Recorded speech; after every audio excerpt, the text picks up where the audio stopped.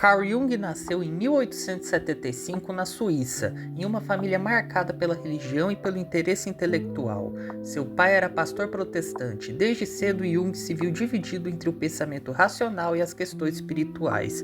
Ele era uma criança introspectiva, fascinada por sonhos, símbolos e pela vida interior, temas que mais tarde se tornariam centrais em sua obra. Na juventude, Jung escolheu estudar medicina, mas rapidamente se interessou pela psiquiatria, uma área ainda em formação. Trabalhando em hospitais psiquiátricos, ele começou a observar como os pacientes produziam imagens, fantasias e símbolos que pareciam ter significados profundos. Isso despertou nele a ideia de que a mente humana possuía camadas além da consciência. No início do século XX, Jung entrou em contato com as ideias da psicanálise e passou a trocar correspondências com Sigmund Freud, que já era uma figura importante no estudo do inconsciente. O encontro entre os dois foi intenso e imediato. Freud viu em Jung o sucessor, alguém que poderia expandir a psicanálise para além do círculo vienense. Durante alguns anos, Jung foi um dos principais defensores da psicanálise. Ele ajudou a divulgar as ideias de Freud e participou do movimento internacional que estava surgindo. Porém, nesse mesmo período de proximidade, Jung já tinha dúvidas. Ele acreditava que o inconsciente não se limitava a desejos reprimidos, especialmente os de natureza sexual, como Freud defendia. Para Jung, havia algo maior e mais profundo em jogo. Essas diferenças teóricas e pessoais preparariam o terreno para uma das rupturas mais importantes da história da psicologia. A relação entre Jung e Freud começou a se deteriorar por causa de divergências fundamentais. Jung não via o inconsciente apenas como um depósito de traumas e desejos reprimidos. Ele acreditava que a mente humana também carregava conteúdos criativos, simbólicos e até espirituais. A ruptura definitiva aconteceu por volta de 1913. Esse momento foi extremamente difícil para Jung.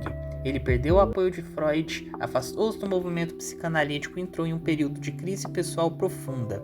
Em vez de fugir dessa crise, Jung decidiu mergulhar nela. Durante esses anos, ele registrou sonhos, visões e fantasias, tentando compreender sua própria mente. Esse processo, que ele chamou de confronto com o inconsciente, se tornaria a base de suas ideias mais influentes. Foi nesse período que Jung desenvolveu conceitos fundamentais como o inconsciente coletivo, uma camada da mente compartilhada por toda a humanidade, os arquétipos, padrões universais de imagens e histórias como a mãe, o herói e a sombra, a individuação, o processo de se tornar quem se é de forma plena. Jung começou a enxergar mitos, religiões, contos e símbolos culturais como expressões da mesma estrutura psicológica humana.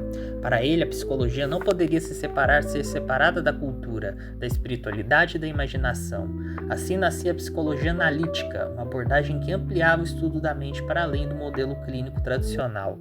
Nas décadas seguintes, Jung se tornou uma figura única na história da psicologia. Ele viajou, estudou diferentes culturas e buscou compreender como símbolos semelhantes apareciam em sociedades distantes. Esse trabalho reforçou sua ideia de que existe uma base psicológica comum à humanidade. Jung também aprofundou conceitos que se tornariam populares até hoje, como persona, a máscara social que usamos, sombra, as partes reprimidas ou negadas de nós mesmos, ânima e ânimos, dimensões femininas e masculinas da psique, sincronicidade, coincidências significativas que parecem ter sentido psicológico. Diferente de muitos cientistas de sua época, Jung não descartava a espiritualidade. Ele acreditava que a busca por significado era parte essencial da saúde mental.